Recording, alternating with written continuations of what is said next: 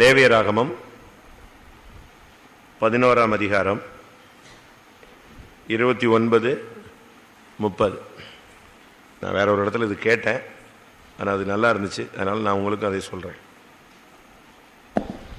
லேவியராகமம் 11:29-30. தரையில் ஊறுகிற பிராணிகளில் உங்களுக்கு அசுத்தமானவைகள் ஏவியெனில் பெருச்சாளியும் எலியும் சகல விதமான ஆமையும் உடும்பும் அழுங்கும் ஓனானும் பல்லியும் பச்சோந்தியும் ஆகிய இவைகளே. தரையில் ஊறுகிற பிராணிகளில் உங்களுக்கு அசுத்தமானவைகள் ஒன்று பெருச்சாளி, எலி, ஆமை, உடும்பு, அழுங்கு, ஓனான், பல்லி, பச்சோந்தி. 8 காரியத்தை கர்த்தர் அசுத்தம்னு சொல்றார். எசேக்கியேல் 8ஆம் அதிகாரம் 6ஆம் வசனம். அவர் என்னை நோக்கி, மனுபுத்திரனே, அவர்கள் செய்கிறதை காண்கிறாயா? என் பரிசுத்த ஸ்தலத்தை விட்டு என்னை தூரமாய் போக பண்ணும்படியான இஸ்ரவேல் வம்சத்தார் இங்கே செய்கிற மிகுந்த அருவருப்புகளை காண்கிறாய் அல்லவா? இதிலும் அதிக அருவருப்புகளை இன்னமும் காண்பாய் என்று சொல்லி போதும். அருவருப்புகள், அசுத்தமானவைகள், இவைகளை கண்டபோது ஆண்டவர் பரிசுத்த தலத்தை விட்டு என்ன செய்றாரு? தூரமாய் போயிடுறாரு. 10ஆம் வசனம். எசேக்கியேல் 8ஆம் அதிகாரம் 10ஆம் வசனம். நான் உள்ளே போய் பார்த்தபோது இதோ சகலவித ஊரும் பிராணிகளும் அருவருப்பான மிருகங்களுமாகிய இவைகளின் சுரூபங்களும் இஸ்ரவேல் வம்சத்தாருடைய நரகலான சகல விக்கிரகங்களும் சுவரில் சுற்றிலும் சித்திரம் தீரப்பட்டிருந்தன. இது ஆலயத்தில் நடக்கிற ஒரு காரியம். ஆலயத்துக்குள்ள சகலவித ஊரும் பிராணிகள் அங்கே உள்ள போய் செட்டில் ஆயிடுச்சு. நாம் தான் தேவனுடைய ஆலயம். ஒரு தேவனுடைய பிள்ளை அசுத்தமானதை செயல்படுத்தும் போது ஆண்டவர் அவனை விட்டு தூரமா போயிடுறார். என் பரிசுத்த ஸ்தலத்தை விட்டு என்னை தூரமாய் போக பண்ணப்படுகிற இஸ்ரவேலின் மிகுந்த அருவருப்புகளை நீ காண்கிறாய் அல்லவா? அருவருப்புகள், அசுத்தங்களை பார்க்கும் பொழுது கர்த்தர் நினைச்சார், நம்மளை விட்டு ரொம்ப தூரம் போயிடுறார். இது நான் ஒரு இடத்துல கேள்விப்பட்டேன்.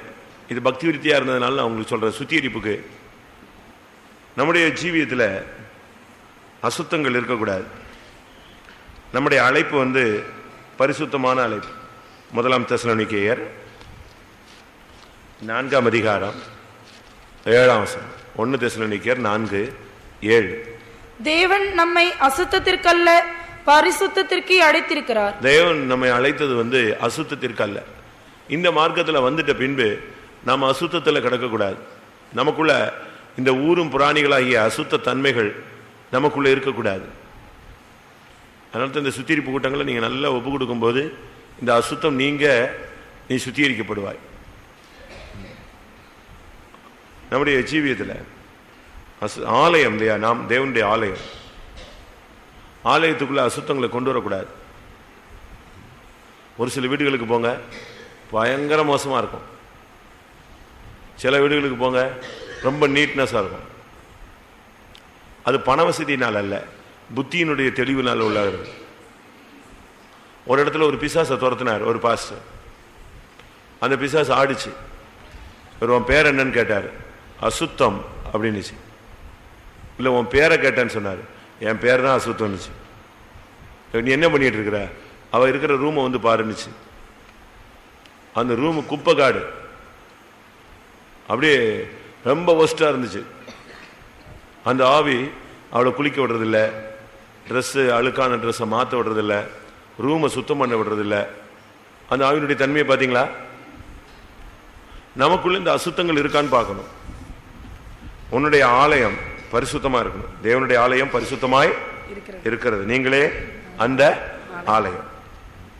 அப்ப நம்முடைய ஜீவியத்தில் அசுத்தங்களை நம்ம விட்டு வெளியே கொண்டு வரணும். 2 நாளாகமம் 29:5. 2 நாளாகமம் 29:5. அவர்களை நோக்கி, லேவியரே கேளுங்கள், நீங்கள் எப்போது உங்களை பரிசுத்தம் பண்ணிக்கொண்டு உங்கள் பிதாக்களின் தேவனாகிய கர்த்தருடைய ஆலயத்தை பரிசுத்தம் பண்ணி அசுத்தமானதை பரிசுத்த ஸ்தலத்திலிருந்து வெளியே கொண்டு போங்கள். இதை நாம் செய்ய வேண்டிய நேரம் இதுதான். லேவியரே லேவியருக்கு சொல்ற வார்த்தை என்ன? நீங்க உங்களுடைய ஆலயத்தில் இருக்கிற அசுத்தமானதெல்லாம் என்ன செய்யுங்க, வெளியே கொண்டு போங்க.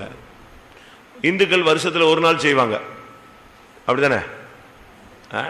இல்லாட்டா தீபாவளிக்கு ஒரு சிலர் செய்வாங்க. மற்றபடி இந்த போகி பண்டிகைன்னு சொல்றது இந்த குப்பையெல்லாம் போட்டு கொளுத்துறது தான் என்னது போகி. நமக்கு நம்முடைய ஜீவியத்தில் இருக்கிற அசுத்தத்தை நாம் தான் வெளியே கொண்டு வரணும். அவர் வெளியே கொண்டு வரணும்னு நினைச்சீங்கன்னா சவுக்கோடு தான் வருவார். அடி விழுந்த பிறகு என்ன முட்டின பிறகு குனியறது ஞானம் இல்லையே. வந்த பின் காக்க முடியாது, வருமுன்னு என்ன செய்யணும், காக்கணும். ஆலயத்தில் உள்ள அசுத்தங்களை நாம் சரிப்படுத்த வேண்டிய நேரம் இதுதான். வருஷ கடைசிங்கிறது சுத்திகரிப்பின் நேரம். இந்த நேரத்தை நம்ம நல்லா பயன்படுத்திக்கிட்டு உட்கார்ந்து ஆலயத்தில் ஏதாவது அசுத்தம் இருக்கா, எஸ்ரா 6ஆம் அதிகாரம் 21 பார்க்கும் பொழுது ஜாதிகளின் அசுத்தம் நமக்குள்ள இருக்கான்னு பார்க்கணும்.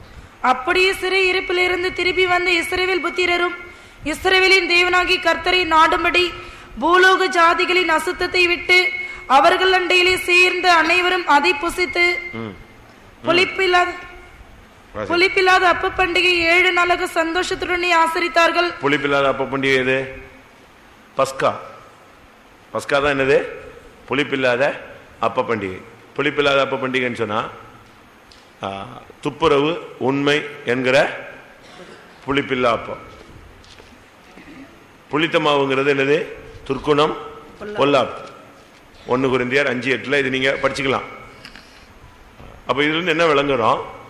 பஸ்காவை புசிக்கணும்னா நம்முடைய ஜீவியத்தில் ஒன்று ஆலயத்தில் அசுத்தம் இருக்கக்கூடாது, 2வது ஜாதிகளுடைய அசுத்தம் நமக்குள்ள இருக்கக்கூடாது. அப்படித்தான் இருக்காதுல்ல, அப்படித்தானே? பூலோக ஜாதிகளின் அசுத்தத்தை விட்டு பூலோக ஜாதிகளின் அசுத்தங்கிறது உலக ஜனங்களுடைய பாரம்பரியங்கள், பழக்க வழக்கங்கள், இதெல்லாம் நம்ம விடணும். சபைக்குள்ள வந்துட்ட பிறகு நமக்குள்ள இந்த பாரம்பரிய போராட்டங்கள் நினைச்சக்கூடாது. ஒவ்வொரு ஜாதிக்கும் ஒரு முறை இருக்கும், ஒவ்வொரு சபைக்காரங்களுக்கும் ஒரு முறை இருக்கு, ஒவ்வொரு குடும்பத்துக்கும் சில பாரம்பரியங்கள் என்ன செய்யுது இருக்கு, சில ஜாதிகளுக்கு வித்தியாசமான பழக்கம் இருக்கு. அப்படித்தானே இருக்கா? ஆனா நாம இதுக்குள்ள வந்துட்ட பிறகு பூலோக ஜாதிகளுடைய அசுத்தம் நமக்குள்ள என்ன செய்யக்கூடாது, வர கூடாது. நீங்க இதுக்குள்ள வந்துட்ட பிறகு அதெல்லாம் தூர்த்தி போடணும். நம்முடைய ஜீவியத்தில் இவைகளை வச்சுக்கிட்டு இருந்தீங்கன்னா நாம இன்னும் தோல்விகளை தான் என்ன செய்வோம், இருப்போம். அதனால ஆவிக்குரிய ஜீவியத்தில் இதுக்குள்ள வந்துட்ட பிறகு நாம் எபேசியர் 2:2 அவைகளில் நீங்கள் முற்காலத்திலே இவ்வுலக வழக்கத்திற்கேற்றபடியாகவும் கீழ்ப்படியாமையின் பிள்ளைகளிடத்தில் இப்பொழுது கிரியை செய்கிற ஆகாயத்து அதிகார பிரபுவாகி ஆவிக்கேற்றபடியாகவும் நடந்து கொண்டீர்கள். அவர்களுக்குள்ளே நாம் எல்லாரும் முற்காலத்திலே நமது மாம்ச இச்சையின்படியே நடந்து நமது மாம்சமும் மனசும் விரும்பினவைகளை செய்து சுபாவத்தினாலே மற்றவர்களைப் போல கோபாக்கினின் பிள்ளைகளாய் இருந்தோம். ஒரு காலத்தில் நம்ம அப்படி இருந்தோம். இப்ப இதுக்குள்ள வந்துட்ட பிறகு பூலோக ஜாதிகளுடைய அசுத்தங்கள் நமக்குள்ள என்ன செய்யக்கூடாது, வரக்கூடாது. இங்க வந்துட்ட பிறகு நேரம் பார்க்கறது, வீடு கட்டும் போது ஈசான மூலை பார்க்கறது, சனி மூலை பார்க்கறது, இதுக்குள்ள இங்க வந்துட்ட பிறகு டைம் பார்க்கறது, நல்ல நேரம் பார்க்கறது, கெட்ட நேரம் பார்க்கறது, இதுக்குள்ள வந்துட்ட பிறகு நீங்க உலகமான சடங்காச்சாரங்கள், உலக சம்பிரதாயங்கள், இதுக்கு நீங்க என்ன செய்யக்கூடாது, இடமே கொடுக்கக்கூடாது. இதெல்லாம் பூலோக அசுத்தங்கள், ஜாதிகளுடைய அசுத்தங்கள். நீ இதுக்குள்ள வந்துட்டு பிறகு ரொம்ப தெளிவா இருக்கணும். உன்னுடைய ஆலயத்தில் உள்ள அசுத்தங்களை நீ வெளியே கொண்டு வா. உனக்குள்ள இருக்கிற பூலோக ஜாதிகளுடைய அசுத்தத்தை வெளியே கொண்டு வா.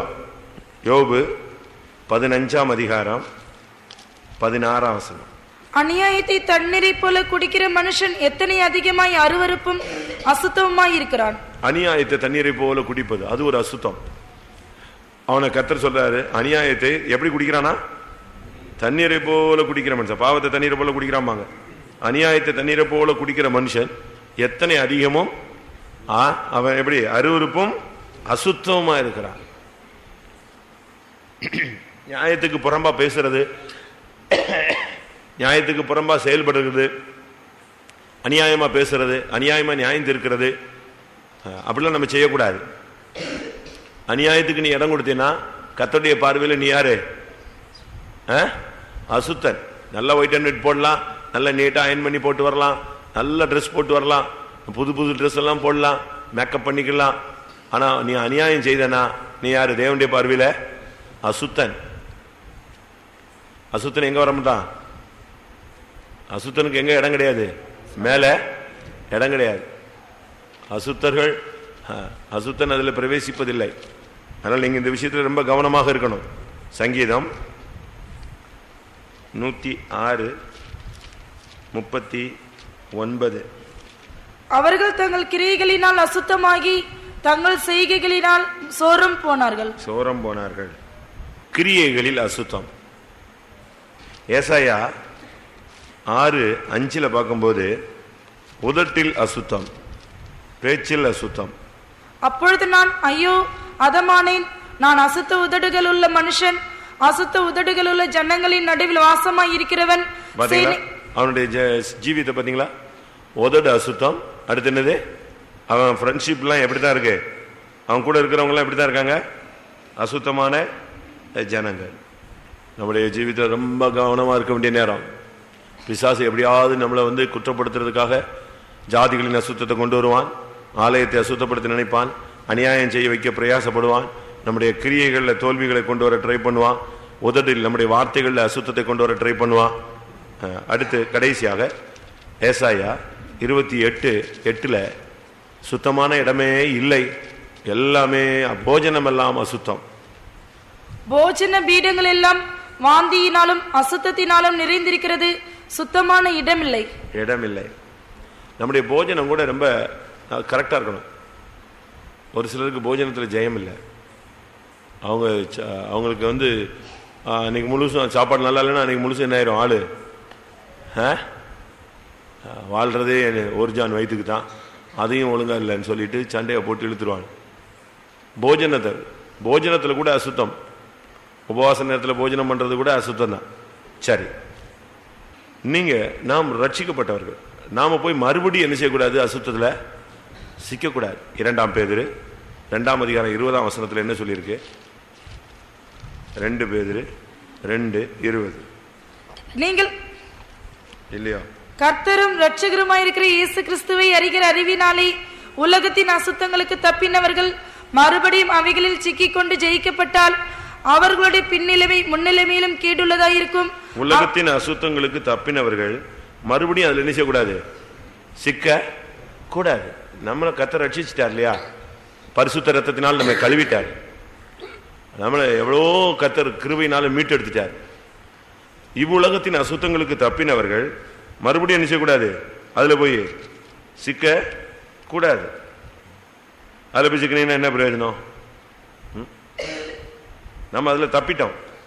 தப்புன பிறகு நீங்க திவ்ய சுபாவங்களுக்கு தான் பங்குள்ளவர்களாய் மாறணும். 2 பேதுரு 1:4 இச்சையினால் உலகத்துக்கு உண்டான கேட்டுக்கு தப்பி திவ்ய சுபாவங்களுக்கு பங்குள்ளவர்களாய் மாறுங்கள். ஆனா இங்க என்ன நடக்குது? உலகத்தின் அசுத்தங்களுக்கு தப்பினவர்கள் மறுபடியும் அதுல போய் என்ன செய்யறாங்க? சிக்குறாங்க. 1 லேவியராகமம் 11:29-30 மொத்தம் 8 பிராணிகளை குறித்து சொல்லி இருக்கிறேன். நான் சும்மா சிம்பிளா சொல்றேன். 2 பார்ட்டா நீங்க வச்சுக்கலாம். கொஞ்ச நேரம் ஜெபிச்சுட்டு நம்ம திரும்பவும் ஆண்டவருடைய சமூகத்தில் வரலாம். முதலாவது என்னது? பெருச்சாளி. இதெல்லாம் ரொம்ப சிம்பிள் கான்செப்ட் தான், நமக்கு எல்லாருக்கும் தெரிஞ்சதுதான். நம்முடைய வீடுகளிலேயே என்ன செய்யுது? இதெல்லாம் சுத்திட்டு இருக்கு. நம்ம வேண்டான்னு தான் சொல்றோம், ஆனா அவங்க வந்துட்டு தான் போகுது. அப்படித்தானே? நீங்க என்னெல்லாமோ பண்ணி பாக்குறீங்க, அதை ஒழிக்க முடியாது. அது என்ன செய்யுது? திரும்ப திரும்ப வந்துடுது. அது குழி தோண்டும் பாருங்க. பெருச்சாலியுடைய மெயின் சுபாவம் என்னது? குழி தோண்டும். நம்பிக்கை துரோகம். விசுவாச ஜீவியத்துக்குள்ள வந்துட்ட பிறகு நீங்க யாருக்கும் நம்பிக்கை துரோகம் பண்ணக்கூடாது. புருஷனுக்கு நம்பிக்கை துரோகம் பண்ணக்கூடாது, மனைவிக்கு நம்பிக்கை துரோகம் பண்ணக்கூடாது, பெற்றோருக்கு நம்பிக்கை துரோகம் பண்ணக்கூடாது, சபைக்கு நம்பிக்கை துரோகம் பண்ணக்கூடாது. ஒரு ஊழியக்காரன் மற்ற ஊழியக்காரனுக்கு என்ன செய்யக்கூடாது? நம்பிக்கை துரோகம் பண்ண கூடாது. நல்லா புரிஞ்சுக்கோங்க. ஆவிக்குரிய ஜீவியத்தில் வந்துட்ட பிறகு நீங்க நம்பிக்கை துரோகம் பண்ணக்கூடாது. இந்த உண்ட வீட்டுக்கு என்ன செய்வாங்க? தமிழ்ல சொல்லுவாங்க, உண்ட வீட்டுக்கு ரெண்டகம் பண்றாங்க. அவங்க இவனை பிள்ளை மாதிரி வச்சிருப்பாங்க, இவன் அந்த வீட்டில் நெஞ்சிருவான், குழிய தோண்டிடுவான். தயவு செய்து நம்ம அப்படி யாரும் இருக்கக்கூடாது. நீங்க யாருக்காவது நம்பிக்கை துரோகம் பண்ணிருக்கீங்களா? வேர்ல்டு ஹிஸ்டரியில படிச்சு பார்த்தீங்கன்னா ஏதோ ஒரு இதுல ஷேக்ஸ்பியர் எதையோ வரும் ஒரு கதையில, புரூட்டஸ் நீயுமா அப்படிமா கேட்குறான். அவன் அவனை நம்பியிருக்கான். அப்படியே நம்பி இருக்கும்போது இவன் ஆப்போசிட்டா மாறிடுவான். அப்படியே இவன் திகச்சு நின்றுட்டு சொல்லுவான், யாரு? புரூட்டஸ் நீயுமா அப்படிமா. நீயும் மாறிட்டியா, ரைட்டு, என்னை கொண்டுருமா. எப்படி இருக்கும்? நம்பிக்கை துரோகிகளாய் நாம் மாறக்கூடாது. சபை ஊழியத்துக்கு வந்துட்டு ஊழியத்துக்கு நம்ம நம்பிக்கை துரோகம் நினைச்சக்கூடாது, பண்ணக்கூடாது. ஊழியத்துக்கும் பண்ணக்கூடாது, மற்றவர்களுக்கும் நம்ம நம்பிக்கை துரோகம். விசுவாச ஜீவியத்தில் வந்துட்ட பிறகு விசுவாசிகள் எந்த ஒரு விசுவாசிக்கு நம்பிக்கை துரோகம் பண்ணக்கூடாது. புறஜாதியானுக்கு நம்ம நினைச்சக்கூடாது, நம்பிக்கை துரோகம் பண்ணவே கூடாது. உங்களுடைய ஓனர்களுக்கெல்லாம் நீங்க நம்பிக்கை துரோகம் பண்ணக்கூடாது. நீங்க ஒரு இடத்துல வேலை செய்றீங்கன்னா அந்த இடத்துக்கு நீங்க என்ன செய்யக்கூடாது, நம்பிக்கை துரோகம் பண்ண கூடாது. மொர்தகாய் அந்த போஸ்டிங்ல அவன் ஒரு சாதாரண பியூனா இருக்கும்போது அவன் போய் ராஜாவுக்கு சொன்னான், என்னது 2 பேர் ராஜாவின் மேல கை போட போறாங்க. அவனுக்கு தெரிஞ்சுட்டு சும்மா இருக்க முடியல, போய் சொல்லிட்டான். அந்த 2 நம்பிக்கை துரோகிகளும் என்ன செஞ்சாங்க, கொல்லப்பட்டாங்க. அந்த விஷயத்துலதான் மொர்தகாய் ஃபர்ஸ்ட் ராஜாவுக்கு முன்னால வந்து என்ன செய்யறான், கனம் பண்ண படுகிறான். நம்ம இந்த நாட்டில் துரோகம் பண்ணவே கூடாது. ஒரு சிலர்லாம் புருஷனுக்கு பயங்கரமா துரோகம் பண்றாங்க, ஒரு சிலர் மனைவிகளுக்கு பயங்கரமா துரோகம் பண்றாங்க. மல்கியா 2ஆம் அதிகாரத்தில் 14ஆம் வசனம். மல்கியா, ஏன் என்று கேட்கிறீர்கள்? கர்த்தர் உனக்கும் உன் இளவயதின் மனைவிக்கும் சாட்சியா இருக்கிறார். உன் தோழியும் உன் உடன்படிக்கையின் மனைவியுமாகி அவளுக்கு நீ துரோகம் பண்ணினாயே. உன் மனைவிக்கு என்ன செஞ்சிட்டா நீ? உன் உடன்படிக்கையின் மனைவி உன்னுடைய தோழி, அவ கூட வாழ்க்கை நடத்திட்டு அவளுக்கு நெஞ்சிட்ட நீ துரோகம் பண்ணிட்ட. அடுத்த வசனம், ஆகையால் ஒருவனும் தன் இளவயதின் மனைவிக்கு என்ன செய்யக்கூடாது, துரோகம் பண்ணாதபடி உங்கள் ஆவியை குறித்து எச்சரிக்கையாரு. புருஷனுக்கு துரோகம் பண்ண, மனைவிக்கு துரோகம் பண்ணாதீங்க. நீதிமொழிகள் 31ஆம் அதிகாரம் 11ஆம் வசனம். அவள் புருஷனுடைய இருதயம் அவளை நம்பும். மனைவிகள் புருஷனுக்கு என்ன செய்யக்கூடாது, துரோகம் பண்ணக்கூடாது, குழி தோண்டக்கூடாது. புருஷன் உன்னை நம்பணும். புருஷனுக்கு துரோகம் பண்ணிடாதீங்க, மனைவிக்கு நீங்க நெஞ்சிடாதீங்க, துரோகம் பண்ணிடாதீங்க. யூதாஸ் ஊழியத்துக்கு துரோகம் பண்ணினான். யாரையே காட்டி கொடுத்துட்டான்? இயேசுவையே காட்டி கொடுத்தான். அவன் என்ன அது, அதுக்கு ஒரு சிலர் சொல்லுவாங்க அவன் வந்து இயேசு தப்பிடுவார்னு நினைச்சான். இதெல்லாம் இந்த சாக்கு போக்கெல்லாம் சொல்லலாமா? இவன் காசு வாங்கிட்டு வந்துடுவானா, இவன் காசு வாங்கிட்டு பாக்கெட்ல போட்டு போயிடுவானா, இவங்க வந்து பிடிக்க வரும்போது இவர் நெஞ்சிருவாரான், மிஸ் ஆயிடுவாரான். இது சினிமா கதையாது, சும்மா. அவனை பிறவாது இருந்தாலே நலமா இருக்கும். அவன் பிறந்ததே என்னது, சாபந்தான்ட்டாரு. அவனுக்கு ஐயோன்னு சொல்லிட்டாரு. இனிமே அவன் தப்பிடுவானாமா, தப்பிடுவார்னு இவன் நினைச்சானாமா? அப்படி இல்லை. நம்முடைய ஜீவியத்தில் நம்முடைய புருஷனுடைய இருதயம் நம்பணும். நம்பிதானே உன்னை விட்டுட்டு போறான் வீட்டில், இல்லையா? மனைவி தன்னை நம்புறாள்ல, வேலைக்கு தான் போறாருன்னு. அப்ப நம்பிக்கை துரோகம் பண்ணலாமா? ஊழியத்தில் நம்ம நம்பி தான் பணம் கொடுக்குறாங்க, நம்ம நம்பி தான் ஜனங்கள் என்ன செய்றாங்க, பணத்தை கொடுக்குறாங்க. நம்ம நம்பி தான் பரிசுத்தவான்கள் நம்ம கையில் எதை கொடுத்துருக்காங்க, சபையை கொடுக்குறாங்க. ஊழியத்துக்கு உங்களை நம்பி தான் பல ஊழியங்களை கையில் கொடுக்குறாங்க. அப்படி இருக்கும்போது நம்ம நம்பிக்கை துரோகம் பண்ணலாமா? குழி தோண்டு, பெருச்சாளியின் சுவாபம், அது அசுத்தம், ஊரும் பிராணி. அது நீங்க பாருங்க, சில வீட்டில் உள்ள தோண்டிக்கிட்டே போயிடும், மண்ணு போட்டுக்கிட்டே இருக்கலாம், போட்டுக்கிட்டே இருக்கும், தண்ணி போய்கிட்டே இருக்கும்ல. அது எங்கேயோ ஒரு இடத்துல வச்சிருக்கோம். குழி தோன்ற வேலை என்ன செய்யக்கூடாது. நம்ம யாருக்காவது குழி தோண்டி இருக்கீங்களா? நீ குழி தோண்டினால் நீ வெட்டின குழியிலேயே நீ செய்வாய், விழுவாய். இருக்கா வசனம்? நீ குழி தோண்டினா, நீ மற்றவனுக்கு குழி தோண்டினா, வெட்டின குழியிலேயே நீ என்ன செய்வ, விழுவ. இரண்டாவது பெருச்சாலியும், அடுத்து என்னது, எலி. எலியினுடைய 2 சுபாவம். அதுங்கெல்லாம் விதைக்கிறதும் இல்லை, அறுக்கிறதும் இல்லை, எல்லாம் என்னதுதான் சொல்லுங்க? விதைக்கிறதுல அறுக்கிறது இல்லை, சாப்பிட்றதெல்லாம் என்னதுதான், ஒரே தொழில் என்னதுதான், திருடுறதுதான். அதுக்கு அதனுடைய ஒரே வேலை என்னது, அதானே செய்யுது.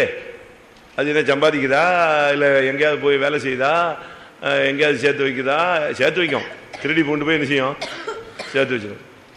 ஆனால் அதுக்குன்னு ஒன்றும் கிடையாது. எலியினுடைய மெயின் கேரக்டர் என்னதுதான்? திருடுறது தான். ஒரு சிலருக்கு அப்படி ஒரு ஆசை இருக்கு, ஆவி. அது ஒரு ஈவில் ஸ்பிரிட். அதனால தான் பிசாசுக்கு பேர் என்னது? திருடன். அப்படித்தானே? திருடன் திருடவும் கொல்லவும் அழிக்கவும் வருகிறானே அன்றி வேற ஒன்றுக்கும் வரான். திருடுறது அவங்களுக்கு இருக்கும். ஆனாலும் அவங்களுக்கு அந்த கை என்ன செய்யாது? நிற்காது, ஊறும். கை ஊறிட்டே இருக்கும். நாங்கள் கன்வென்ஷனில் ஒரு பிள்ளையை கொண்டு வந்து விட்டாங்க. நான் சொல்லியிருப்பேனா? கன்வென்ஷனில் ஒரு கேர்ள் காலேஜுக்கு படிக்கிறா. நான் முன்னால் கேம்பில் இருக்கேன். பேக்கில் இருந்து சொல்கிறாங்க, ஒரு வாலிப பிள்ளையை பிடிச்சிருக்கோம், செல் எடுத்துட்டா அப்படின்னு சொல்லி. அதுக்குள்ளே அவங்க சபை ஊழியக்காரங்க அவங்களுக்கு எல்லாருக்கும் மெசேஜ் அனுப்பிச்சிருச்சு, போயிடுச்சு. நான் கார் எடுத்துகிட்டு பின்னால் போகிறேன். ஏன்னா உள்ளே கூடி போக முடியாதுல்ல, சுற்றி போகணும். பின்னால் போகிறேன். போகிற வழியில் ஒரு பாஸ்டர் பார்த்து, ஏய் அந்த பிள்ளை மேலே ஏதோ ரிப்போர்ட் சொல்லியிருக்கான், யாரோ பொய் சொல்லிட்டான், நீ கவனமாக டீல் பண்ணு, அது அழகான பிள்ளை, அறிவான பிள்ளை, ரொம்ப படித்த பிள்ளை, நீ என்னத்தையாவது போய் நீ உன்னுடைய புத்தியை காட்டிடாத, திருப்பி அவளை ஏதாவது பண்ணிவிடுவா, பிரச்சனை ஆகிடும் அப்படின்ட்டாரு. சரி என்ன அது பிள்ளை நல்ல பிள்ளைங்கிறாங்களேன்னு சொல்லிட்டு சரின்ட்டு நான் போனேன். அங்கே போனால் அவள் இருக்கா, அவங்க சண்டே ஸ்கூல் ஹெட் மாஸ்டர் வந்தாச்சு, எல்லோரும் வந்தாச்சு. விசாரிச்சா, நான் போய் விசாரித்தேன். நான் அமைதியாக விசாரித்தேன். அவள் என்னைய பார்த்த உடனே மொத்தம் உண்மையும் சொல்லிட்டா. ஆமாம் நான் தான் எடுத்தேன். நான் சொன்னேன், இந்த 3 செல்லு வச்சுருக்கேன், இந்த 2 ஏன் இது? அவளுக்கு ஏற்கனவே 2 செல்லு நிச்சயது சொந்தமாகவே இருக்குது. ஆனாலும் ஒரு அம்மா பாத்ரூம் போகிறேன்ட்டு இந்த பேக்கை பார்த்துக்கோன்னு சொன்னாங்களாம். அவங்க பாத்ரூம் போயிட்டு வரக்குள்ள இவள் பேக்கை திறந்து செல்லு நல்லா இருந்தோடனே அதே எடுத்து வச்சுக்கிட்டா. அவ்வளோதான். பேக்கை வந்தவுடனே கையில் கொடுத்துட்டு இவள் ஒடியே போயிட்டா. அவளுக்கு வசதி இருக்குது, அறிவு இருக்குது, காலேஜுக்கு படிச்சுட்டு இருக்கா. ஆனால் அதை பார்த்த உடனே ஒரு இச்சையின் ஆவி நெஞ்சிருச்சு, வெளில வந்துருச்சு. இல்லாதவா இல்லை, அது ஒரு ஸ்பிரிட். எலி வீட்டில் பிள்ளைகளுக்குள்ளெல்லாம் இந்த சுபாவம் இருக்கும். அப்படித்தானே? சில மனைவிமார்களுக்கு இருக்கும், சில புருஷன்மார்களுக்கு இருக்கும். அவர் பாக்கெட்லேருந்து இவங்க எடுத்துருவாங்க, இவங்க ஒளிச்சு வச்ச இடத்துலேருந்து அவங்க எடுத்துருவார், அவர் எடுத்துகிட்டு போயிடுவார். ஒருத்தர் விசுவாசியோடைய புருஷன், ஆனால் குடிகாரன். அவன் சொல்கிறான், கரெக்டாக அவன் ஒளிச்சு மாற்றி மாற்றி ஒளிச்சு வைப்பா, கரெக்டாக கண்டுபிடிச்சிருவேன் அப்படிமா. அவன் அரிசி இதில் போட்டு முக்கி வச்சாலும் கண்டுபிடிச்சிருவான், கடுகில் போட்டாலும் நெஞ்சிருவான், கண்டுபிடிச்சிருவான். 2லையும் தொல்லையாக இருக்குது. ஜன்னலில் வச்சா ஜன்னல் எடுத்துருவான். அவன் சொல்கிறான், நான் யோசிச்சுக்கிட்டே சோத்திரம் பண்ணிகிட்டே கண்டுபிடிச்சிருவாங்க. இவன் குடிகாரனுக்கு சோத்திரம் எது? எலி. இவங்க அவர் கொஞ்சம் அசந்தா இவங்க நெஞ்சிடுறாங்க, இந்த எலி வேலை செஞ்சிருது. ஒன்று இந்த எலின்னு சொன்னால் திருட்டு புத்தி. அதுக்கு ஒன்றும் சொந்தம் கிடையாது. அடுத்தவனை இதை எடுக்கிறதே ஒரு ஆவி. நீங்கள் பிள்ளைகள் கூட சின்ன வயசுலேயே இப்படி பழக்கம் இருந்தால் நீங்கள் அதை என்ன செய்யணும்? கண்டித்து கண்ட்ரோல் பண்ணிக்கிட்டே வரணும், எடுக்கவே கூடாது. அப்படி நீங்கள் ப்ராக்டிஸ் கொடுக்கணும் பிள்ளைகளை. அப்படி எடுத்தால் நீங்கள் அதை கண்டித்து அதுக்கு மன்னிப்பு கேட்க வச்சு அதை என்ன செய்யணும்? அந்த ஆவியை அந்த பிள்ளையை விட்டு அப்புறப்படுத்தணும். இல்லைன்னு சொன்னால் உங்கள் வீட்டில் 10 பைசா திருடுவான், ஸ்கூலில் 1 ரூபா திருடுவான், வெளியே 10 ரூபா திருடுவான். அடுத்து அதுலேயும் மாட்டாமல் போயிட்டானா அடுத்து என்ன செய்வான்? ரோட்டில் திருட ஆரம்பிச்சிடுவான். அதனால் இந்த விஷயத்தில் நீங்கள் ரொம்ப கவனமாக இருக்கும். 2வது, இந்த எலியினுடைய 2வது சுபாவம் சேதப்படுத்துதல், நஷ்டப்படுத்துறது. பொருட்களை நஷ்டப்படுத்துறது தான் இதனுடைய வேலை. தான் திருடிட்டு போகிறது அது 2வது விஷயம். இது அடுத்த பகுதி என்ன செய்யுது? சேதப்படுத்து. கர்த்தருடைய பொருட்கள், கர்த்தர் ஆண்டவர் நமக்கு கொடுக்குற எந்த பொருளையுமே நாம் சேதப்படுத்தக்கூடாது, நஷ்டப்படுத்தக்கூடாது. நம்ம வீட்டில் எவ்வளவு பொருட்கள் நஷ்டப்படுத்துறோம் தெரியுமா? கர்த்தர் சோதோமை அழிச்சதுக்கு ஒரு காரணம் ஆகார திரட்சி. அவங்களுக்கு எல்லாம் நிறைவா இருந்துச்சு, அப்படியே வேஸ்ட் பண்ணிட்டே போவாங்க, தூக்கி போட்டு. நீங்க சேதப்படுத்தினீங்கன்னா உங்களுக்குள்ள இந்த அசுத்தமான ஆவி என்ன செய்யுது? இருக்குது. பொருட்களை நஷ்டப்படுத்துவது. சில பிள்ளைங்களை பாருங்க, போட்டு உடைக்கும். அது அந்த வயசுலேயே அந்த ஆவி எரிஞ்சிருச்சு, எலியின் புத்தி வந்துருச்சு. சில புருஷன்மார் கோவம் வந்தால் தூக்கி உடைச்சிருவான். சில சகோதரிகளுக்கு எப்படி கோவம் வருது. நான் ஒரு இடத்துல இருந்தேன், அதில் ஒரு மிலிட்ரிக்காரன் தான், ஒரு விசுவாசி. அவன் 6 மாதம் 1 வருஷத்துக்கு ஒரு ட்ரிப் தான் வருவான். வந்தால் சமானமாகவே அவனுக்கு இருந்து பழக்கமே கிடையாது. வரும்போதெல்லாம் சண்டையை போடுவான், அந்த பிள்ளையை போட்டு அடிப்பான். ஒரு நாள் வந்துட்டு வீட்டுக்கு போயிட்டு ஒரு 4 நாள் கழித்து வந்தான்.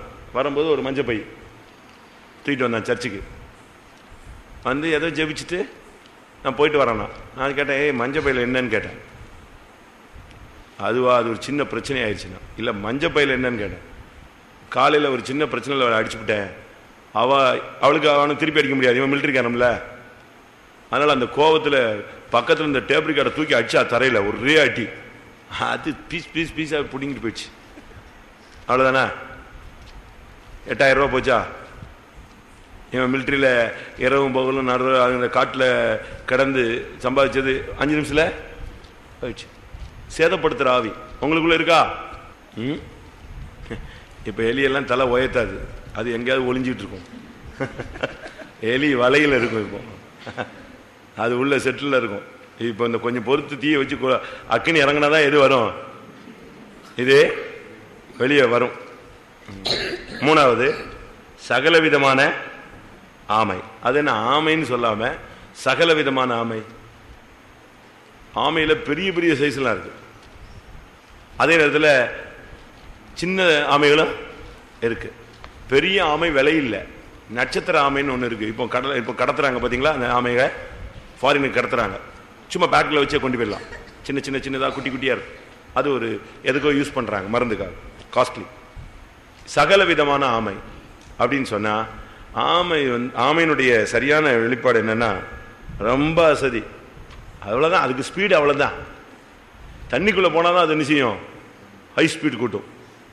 அதாவது என்ன அர்த்தம்னா, தான் காரியம்னா ஸ்பீடாக இருப்பாங்க, மற்றவங்க காரியம்னா ஆமை அசையாது. சகல விதமான ஆமை. சோம்பேறித்தனம், ஊழியத்தில் சோம்பேறித்தனம், ஜபத்தில் சோம்பேறித்தனம், பாடுபடுகிறதுல சோம்பேறித்தனம், ஒரு இடத்துல போகிறதுக்கு சோம்பேறித்தனம், அசதி, ரொம்ப சோம்பேறித்தனம், தாமதம். ஆமையை கூப்பிட்டுட்டு நீங்கள் போனீங்கன்னா நீங்கள் வீடு போய் சேர மாட்டீங்க. நான் ஒரு வீட்டுக்கு ஒரு கம்பெனிக்கு ஜெபிக்க என்னை கூப்பிட்டு போனாங்க. நான் போய் ஜெபித்தேன். ஜெபிச்சு முடிச்ச உடனே சொன்னேன், என்னப்பா இது ஆமை தெரியுதுன்னு சொன்னேன். ஆமாம், என் பிஸ்னஸ் படுத்துருச்சுன்னா. அப்போ தான் நல்ல ஸ்பீடில் வந்தவர். இந்த இன்ஸ்டன்ட் காஃபி மிஷின் பார்த்துருக்கீங்களா? பட்டன் அமுக்குனா என்ன வரும், காஃபி வரும். அந்த காஃபி மிஷினை இன்ட்ரடியூஸ் பண்ணது இவன் தான். நல்ல போக்கு. அவனுக்கு என்ன பண்ணிட்டாங்க, கூட உள்ள பார்ட்னர்லாம் சுத்தமாக பிஸ்னஸை வச்சு இவனை கவுத்தி விட்டுட்டு அவங்க ஸ்பீட் பண்ணிட்டாங்க. இவனை வச்சு விட்டாங்க. இது பிஸ்னஸ் எப்படி ஆயிடுச்சு, ஆமை உள்ள பூந்துருச்சு. ஆமை புகுந்த வீடு என்ன ஆகும், என்ன சொல்லுவாங்க, ஆமை புகுந்த வீடும் அமீனா புகுந்த வீடும் என்ன செய்யாது, விளங்காது. அப்படித்தான் சொல்லுவாங்க. ஆமை ஒரு வீட்டுக்குள்ள வந்துச்சுன்னா செத்தான், அந்த வீட்டுக்காரன் வீட்டை காலி பண்ணிடுவான், இல்லைன்னா வீட்டை விட்டுருவான். அதே மாதிரி நமக்குள்ள இந்த ஆமை இருக்கா, அதுவும் சகல விதமான ஆமை. எல்லா காரியத்திலையும் சோம்பேறி தானே தான். என்ன காரியம் செஞ்சாலும் அது இழுத்து முழங்கால் போடுவோன்னாலே 4 நிமிஷம் ஆகும். எங்க வர முழங்காலில் வர்றதுக்கு. எளிமை நிற்போம்னு சொன்னால் அதுக்கு ஒரு 3 நிமிஷம் ஆகும். இவங்களை வச்சு என்ன செய்ய முடியும்? ஒரு இடத்துக்கு கிளம்புங்கன்னு சொல்லுங்க, கிளம்புவாங்க பாருங்க, கிளம்புவாங்க. கல்யாணம் 8 மணிக்குன்னா இவங்க 10 மணிக்கு தான் போவாங்க. அங்கே கல்யாணம்லாம் முடிஞ்சு சாப்பிட்டு அவன் போயிட்டு இருப்பான். அவ்வளவு ஸ்லோ கோச். இதெல்லாம் பயங்கர லேட் பிக்கப் இவங்கெல்லாம். இப்படி யாராவது இருக்கீங்களா? இந்த ஆவி இருக்கா? இதெல்லாம் சோம்பேறிகள். சகலவித அதாவது சகலவித ஆமைன்னு சொன்னா எல்லா விஷயத்திலும் என்னதுதான், எல்லா விஷயத்திலையும் ஸ்லோ. சாப்பிட்றதுக்கு உட்காந்தா 35 நிமிஷம் கொறிச்சு. பாஸ்டர் இவர் சொல்லுவார், பாஸ்டர் கேசி வர்கீஸ், ஒரு பந்தி 7 நிமிஷம் தான். ஒரு பந்தியில் ஒருத்தன் சாப்பிட்றது எத்தனை நிமிஷம்? 7 நிமிஷத்தில் பந்தி க்ளோஸ் ஆகிடும். அவ்வளோதான். இது நம்ம ஆளுங்க சாப்பிடுவாங்க பாருங்க.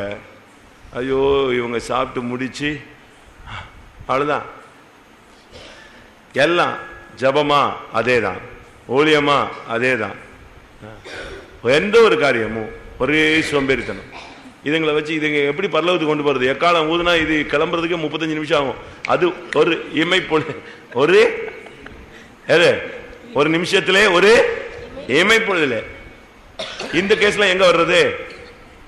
அது மனவாட்டி போய் சேர்ந்து கதவெல்லாம் அடைச்ச பிறகு, கைவிடப்பட்டதெல்லாம் தெரிஞ்ச பிறகு இவங்க இயேசுவே இயேசுவேமாங்க. இதெல்லாம் பிக்கப் இல்லாத வண்டிங்க. இதை பரலோகத்துக்குலாம் என்ன செய்ய முடியாது, கொண்டு போக முடியாது. ஊழியம் சொல்றது சும்மா அண்ணல் பறக்கிற மாதிரி இருக்கணுங்க. விசுவாச வாழ்க்கைங்கிறது ஸ்பீட் கூட்டணும், வேகத்தை கூட்ட வேண்டிய ஒரு காலம்.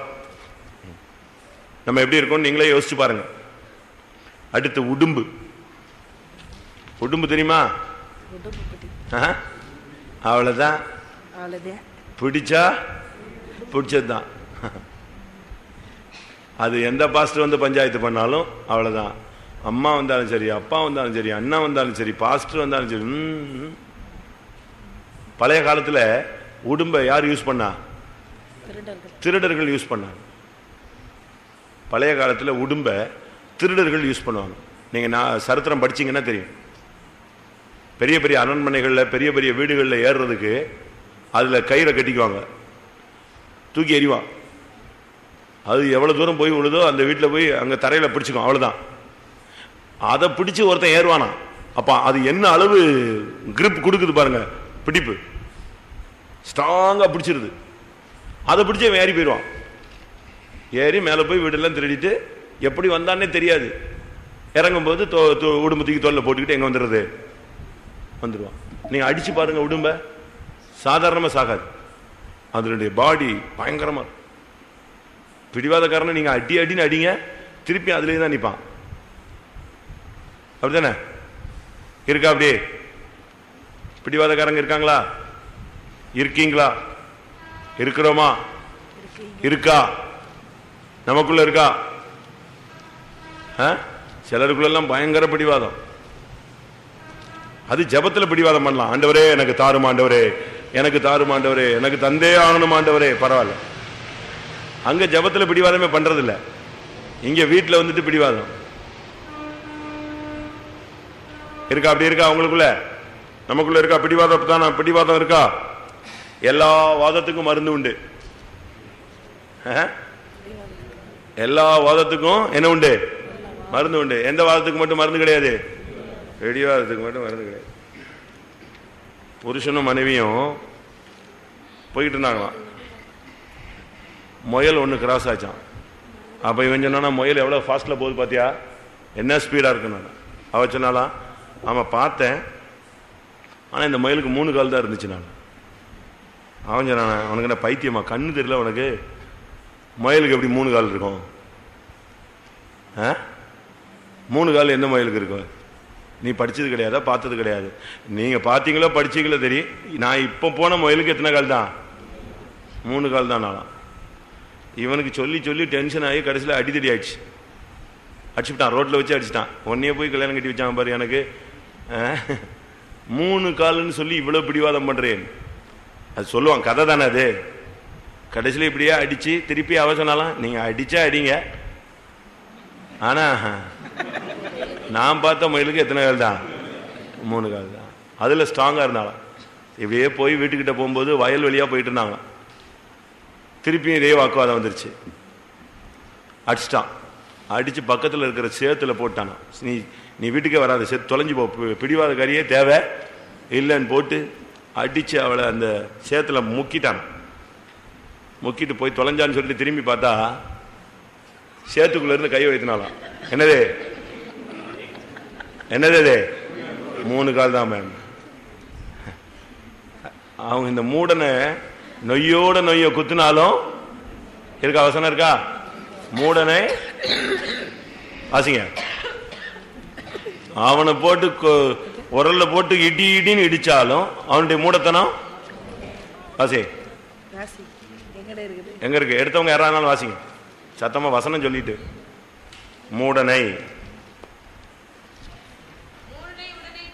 வசனம்,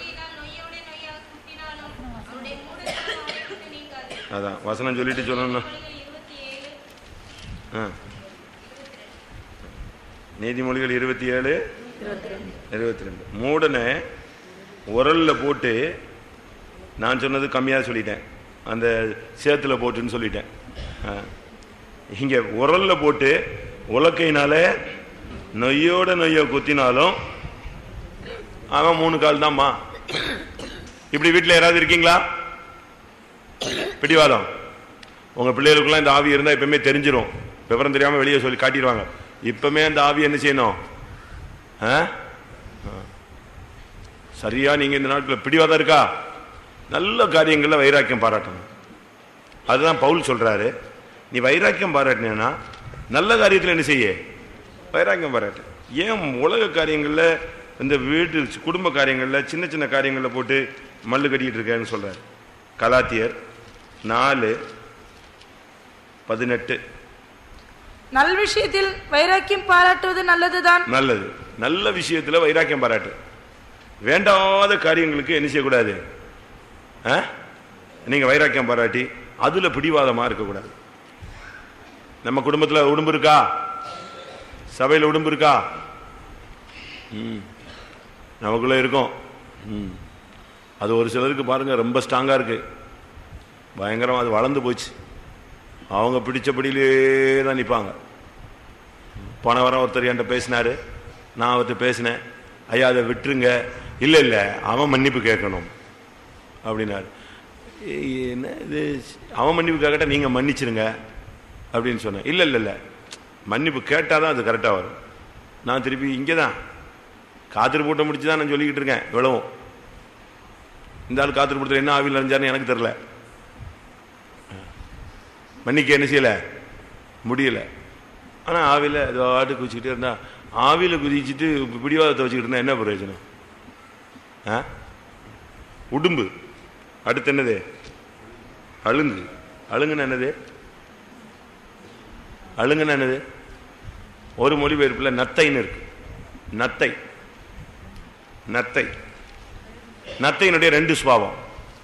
நீங்க லேசா டச் பண்ணுங்க, என்ன ஆயிரும்? புசுக்குன்னு சுருங்கி, தொட்டால் சினிங்கி. டச் மீ நாட்,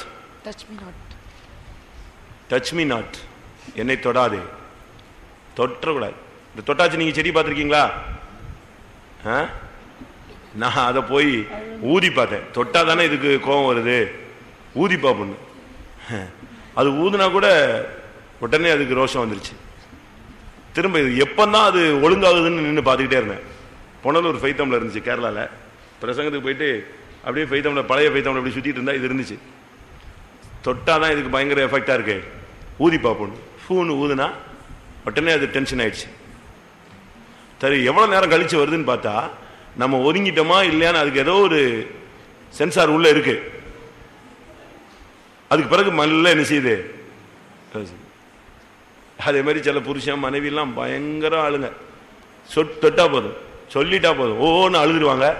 இல்லட்டா அன்னைக்கு முழுசும் வண்டி பிரேக்ல ஸ்ட்ரைக்ல நிற்கும்.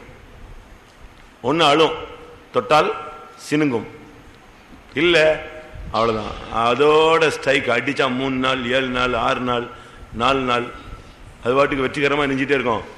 3ஆவது நாள் 4ஆவது நாள் போய்கிட்டே இருக்கும். சாப்பிடாம குளிக்காம குடிக்காம அப்படியே செத்து போற மாதிரி, ஏதோ எல்லாமே வாழ்க்கையை முடிஞ்சு இயேசு வந்துட்டு போயிட்ட மாதிரி யோசிச்சுட்டு இருப்பான். தொட்டால் சினிங்கியா இருக்கீங்களா? பிரசங்கத்துல லேசா அடிச்சிருங்க, ஓடி போயிடுறானே. ஒரு விசுவாசி நாங்க எப்படி அடிக்க முடியும்? அடிக்க முடியாது. விசுவாசி அடிக்க முடியாது. எதுலதான் தட்ட முடியும்? போதக சிக்ஷையே, போதக சிக்ஷையே ஜீவ வழி. என்னை தான் பேசினார், வேற யாரும் ரோட்ல போறவனையா பேசினேன்? இங்க உட்கார்ந்து இருக்கிறவங்க தான் பிரசங்கம் பண்ணுவேன்.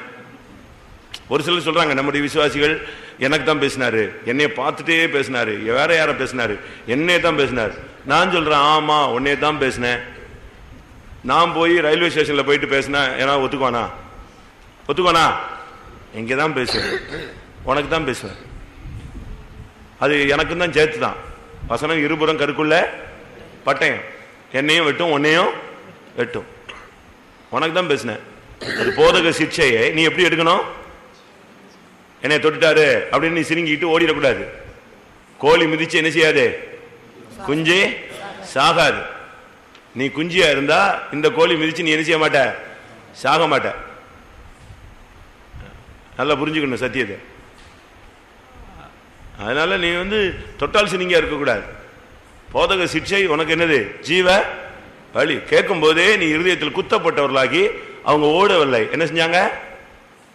பேதுரு பிரசங்கம் பண்ணா அவங்க இருதயத்தில் குத்தப்பட்டவர்களாகி ஓடி போகல. எங்க வந்தாங்க? எங்க வந்தாங்க? நேர பேசிட்டு ஐயா நாங்க என்ன செய்ய வேண்டும்? அவ்வளவுதான். நீ உன் இருதயம் குத்தப்பட்டுருச்சா? ஓடிடாத, வந்து பாஸ்டர்ட்ட பேசு. நான் என்ன செய்யணும்? தாழ்ந்து போகணுமா? விட்டு கொடுக்கணுமா? மன்னிக்கணுமா? சகிக்கணுமா? ஏத்துக்கணுமா? ரைட், எனக்கு போதகம் பண்ணுங்கள், நான் கேட்பேன். யோபு சொல்றார், எனக்கு நீங்க போதகம் பண்ணுங்க, நான் இணைஞ்சுக்கிறேன், கேட்டுக்கிறேன். போதகம் பண்ணும்போது கேளு, எனக்கு உபதேசம் பண்ணுங்கள், நான் அதை கேட்டுக்கொள்கிறேன். 6:24 எனக்கு உபதேசம் பண்ணுங்கள், நான் மௌனமாயிருப்பேன். உபதேசம் பண்ணும்போது எப்படி இரு? மௌனமா இரு. 25 செம்மையான வார்த்தைகளில் எவ்வளவு வல்லமை உண்டு, உங்கள் கடிந்து கொள்ளுதலினால் செம்மையான வார்த்தைகள் என்ன உண்டு? எவ்வளவு வல்லமை உண்டு. நான் ஒரு இடத்துல போய் கடனை பத்தி பிரசங்கம் பண்ணிட்டேன். அடுத்த நாள் ஒருத்தர் வந்தாரு, நல்ல வேலை பிரசங்கம் பண்ணீங்க, இந்த ஆள் கடனை வாங்கிட்டு கொடுக்காம இருந்தான், கொடுத்துட்டான், நேற்று பிரசங்கம் கேட்டுன்னு. ஒரு விசுவாசி. நான் ஒரு கன்வென்ஷன்ல பிரசங்கம் பண்ணிட்டேன். அந்த கன்வென்ஷன்ல என்னைய கவனிக்கிறதுக்கு ஒரு விசுவாசியை போட்டிருந்தாங்க. அவன் தான் எனக்கு சாப்பாடு கொண்டு வருவான். நான் தங்கியிருந்த இடத்துக்கு சாப்பாடு தூக்கிட்டு வந்துட்டு போய்கிட்டே இருப்பான். அவன் காலையில் வந்தான். அடுத்த நாள் காலையில், பாஸ்டர் எஃபெக்டா வேலை செஞ்சிருக்கேன். நான் என்னன்னு கேட்டேன். காலையில் காசு கொடுத்துட்டான் பாஸ்டர். யாரு? ஒருத்தன் காசை வாங்கிட்டு கொடுக்காமலே போயிட்டான். விசுவாசி தான். இன்னைக்கு காலையில் கொடுத்துட்டான். ஏன்னா நான் பிரசங்கம் பண்ணேன், துன்மார்க்கன் வாங்கின கடனை கொடுக்காமல் இருக்கிறான். நீ வாங்கின கடனை கொடுக்கலன்னா யாரு நீ? துன்மார்க்கன். இதை கேட்ட உடனே இன்னைக்கு தான் அவனுக்கு இந்த வசனமே தெரிஞ்சிருக்கு. அது வரைக்கும் வாங்காம வாங்கிட்டு கொடுக்காம இருந்தா பரலோகம் போயிருக்கலாம்னு நினைச்சிருக்கான். அடுத்த நாள் காலையில் கொடுத்துட்டான். பரவாயில்ல. பிரசங்கம் கேட்கும் போது ஜீவித்தை என்ன செய்யணும்? சரிப்படுத்தணும். ஓடக்கூடாது, தொட்டால் சினிங்கா இருக்கக்கூடாது. நத்தை தொட்டு பாருங்க, அப்படியே உள்ள இழுத்துக்கும். அவ்வளவுதான். அது பிறகு கூட்டத்துக்கு வரமாட்டான், ஜபத்துக்கு வரமாட்டான், ஏரியா பிரேயர் வரமாட்டான். ஓடு ஓடு ஓடிட்டே இரு. யோவான் 15:3 என்ன சொல்லுது? உபதேசத்தை கேட்கும் போது நீ சுத்தமா மாறிட்டே இருக்கணும், ஓடக்கூடாது. யோவான் 15:3 நான் உங்களுக்கு சொன்ன உபதேசத்தினாலே நீங்கள் இப்பொழுதே சுத்தமா இருக்கிறீர்கள். இப்பமே நீ கேட்கும் போதே உன்னை எப்படி மாத்தணும்? அது உன்னை துக்கப்படுத்த கூடாது. எப்படி மாறணும்? தேவனுக்கு ஏற்ற துக்கமா மாறி நீ இப்பவே கேட்கும் போதே என்ன செஞ்சிடணும்? சுத்தமா என்ன. அடுத்து இந்த நத்தையினுடைய இன்னொரு வேலை, அந்த ஓட்டை தூக்கிட்டு சுத்துங்க. அப்படித்தானே? அதுக்கு மேல என்ன இருக்கு? அதுதான் வீடு, அதுதான் அது வாழ்க்கை, அதுதான் அது. எப்ப பார்த்தாலும் இந்த பாரங்களை சுமந்து அப்படியே செத்து போன மாதிரியே சுத்திட்டு இருக்கிறது. எங்க பார்த்தா மரத்துல ஏறினாலும் இதை தூக்கிட்டாலையும், ரோட்ல வந்தாலும் இதை தூக்கிட்டு தான் வரும். செத்தாலும் இதோட தான் என்ன செய்யுது? சாகுது. உலக கவலையோடு நீ ஏன் போய்கிட்டே இருக்க இந்த மார்க்கத்துல? உலக கவலை எதுக்கு? அதையும் தூக்கிட்டே அலையிற. வீடு வீடு வீடு. அன்னைக்கு ஒருத்தங்க எழுதுறாங்க, சொல்லக்கூடாது, இங்க உட்காந்துருக்கீங்களா, அது வேற என்னத்தையா நான் மாத்தி சொல்லி தொலைஞ்சிட போறேன். எனக்கு கடன் அடைக்கப்பட வேண்டும், சொந்த வீடு வாங்க வேண்டும். கடன் இருக்கு, இதுல வேற சொந்த வீடு வேற வாங்கணுமா? என்ன ஜபம் பாருங்க நம்ம ஆளுங்க கவலைய. எனக்கு கடன் பாரம் எல்லாம் நீங்க வேண்டும், சொந்த வீடும் வாங்க வேண்டும். இருக்கிற கடனை முதல்ல க்ளோஸ் ஆகட்டும், அதுக்கு எழுதி கொடு. அதுக்குள்ளேயே அடுத்த பட்ஜெட் தூக்கி எங்க வைக்கிற? சட்டசபையில் வைக்கிறிய? டக்குன்னு தூக்கி எதுக்கு? இருக்கிற பிரச்சனையை தீர்க்கறதுக்குள்ள வழியை பார்க்கல. இந்த உலக கவலையை நீ வச்சுக்கிட்டேன்னா நாம் பண்ற பிரசங்கம், யார் பண்ற பிரசங்கம் வேலை செய்யாது. அந்த வசனம் விதைக்கிற விஷயத்தை எடுத்து பாருங்க. கேட்கும் போது நல்லா இருக்கும், ஆனா உலக கவலை இருந்தால் இந்த பிரசங்கம் என்ன செய்யாது? வேலை செய்யாது. எங்க இருக்கு? விதைக்கிறவன் ஒருவன் விதைக்க 13:22 முள்ளுள்ள இடங்களில் விதைக்கப்பட்டவன் வசனத்தை கேட்கிறவனாயிருந்தும் உலக கவலையும் ஐஸ்வர்யத்தின் மயக்கமும் வசனத்தை நெருக்கி போடுகிறதினால் அவனும் பலனற்று போவான். உலக கவலை உனக்குள்ள வச்சுக்கிட்டே நீ தூக்கிக்கிட்டே அலைஞ்சேனா வசனம் உனக்குள்ள என்ன செய்யாது? வேலை செய்யாது. ஒன்று தொட்டால் சின்னுங்கிறது, ரெண்டாவது என்னது? உலக கவலை. நல்ல நீங்க தெளிவான அறிவோடு இருக்கணும். கர்த்தர் தருவார், கர்த்தர் தருவார், கர்த்தர் தருவார், தருவார், தந்தா வாங்கிக்கிறேன். அவர்கிட்ட இருந்து என்ன செய்யணும்? வாங்கிக்கணும். நமக்கு என்ன தேவைன்னு அவருக்கு என்ன செய்யும் தெரியும். அடுத்து யார் யாரு? ஓனான். இதுக்கு வீடும் கிடையாது, வாசலும் கிடையாது, இருக்கிற இடம்லாம் வேலி தான். ஓனான் எங்க தான் இருக்கும்? வேலி. மதில் மேல் உள்ள ஜீவியம். ராகாப் வீடு எங்க இருந்துச்சு? மதில் மேல இருந்துச்சு. இவங்க ஜெயிச்சா இங்க, அவங்க ஜெயிச்சா அங்க. ஓனான் தவளை தண்ணிக்கு இழுக்கும், ஓனா எனக்கு எங்க இழுக்கும்? வேலிக்கு இழுக்கும். வேலிதான். எட்டி எட்டி பார்க்கும். பார்த்துருக்கீங்களா? அது பார்த்துருக்கீங்களா? அப்படியே எந்திரிச்சு நின்றுக்கும், அப்படியே பார்க்கும், திருப்பி நார்மலுக்கு வந்துடும். அவ்வளோதான். நம்முடைய ஜீவியம் வேலியில் இருக்கக்கூடாது. சும்மா ஏதோ போக்குவரத்து மாதிரி இருக்கக்கூடாது. சபைக்குள்ள, சபையில் நீ ஒரு சரியான ஒரு ஸ்டாண்டர்ட் லைஃப்ல வரணும். ஏதோ போற மாதிரி வேலியில் இருக்கிற மாதிரி இருக்கக்கூடாது. நீ உள்ளவா. ஏன் வேலியில் நிற்கிற?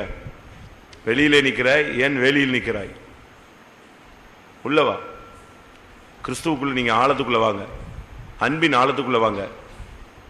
பரிசுத்தவாங்களுடைய ஐக்கியத்தின் ஆழத்துக்குள்ள வாங்க. சும்மா எங்கேயோ டிஸ்டன்ஸ்ல போய் நின்னுக்காத, தூரத்தில் போய் நிச்சயாத, நிக்காத, வா, உள்ளவா. ஓனான் ராகாப் மதில் மேல இருந்தார்.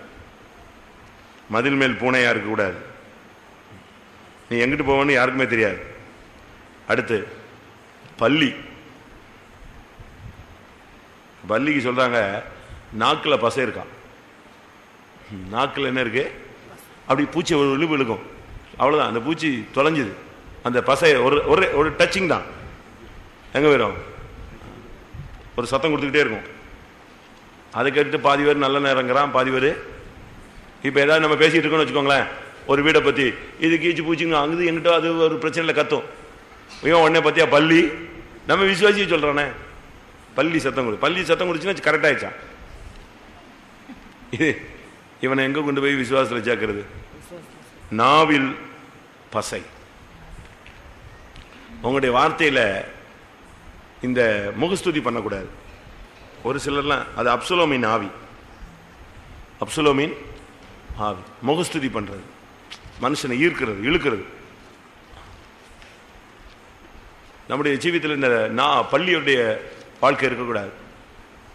மற்றவங்களை படக்குன்னு இழுத்துரும். நீங்க பாருங்க, டியூப்லைட்ல இருக்கும், அங்கங்க உட்காந்துருக்கும். இந்த பூச்சிங்க இந்த வெளிச்சத்துக்கு போக இது இருக்கிறது தெரியாம அங்க போனா இது ஒரு செகண்ட்ல எழிஞ்சிரும், டப் டப்னு இழுத்துரும். உங்களுடைய நாவு எப்படி இருக்கு? ஒரு சிலர் சொல்றாங்க அவன் நாக்குல சனி இருக்குமா. தெரியுமா? நாக்குல என்ன இருக்கான்? சனி இருக்குமா. ஏன்னா அவன் சொன்னது அப்படியே நிச்சயம் என்னத்தையா சொல்லிவிடுவான். உங்க நாக்குல என்ன இருக்கு? பசை இருக்கா? சனி இருக்கா? கிருபை இருக்கா? பரிசுத்தம் இருக்கா? உங்க நாவு எப்படிப்பட்ட இருக்கு? நாவு எப்படிப்பட்டது? நெருப்பு. கண்ணை வாயை திறந்தானா, உள்ள என்ன இருந்துச்சான்? நீங்களாம் நேரடியா வந்துட்டீங்களோ? கண்ணனை அவங்க அம்மா அடிச்சுட்டு வாயை திறக்க சொன்னாலாம். கண்ணன் வாயை திறந்தானா, என்ன இருந்துச்சான்? உள்ள உலகம் இருந்துச்சான். கண்ணன் வாய்க்குள்ள உலகம் இருந்துச்சுமா. உன் வாய்க்குள்ள உலகம் இருக்கா? என்ன இருக்கு? பரலோகம் இருக்கா? கிருபை இருக்கா? என்ன இருக்கு?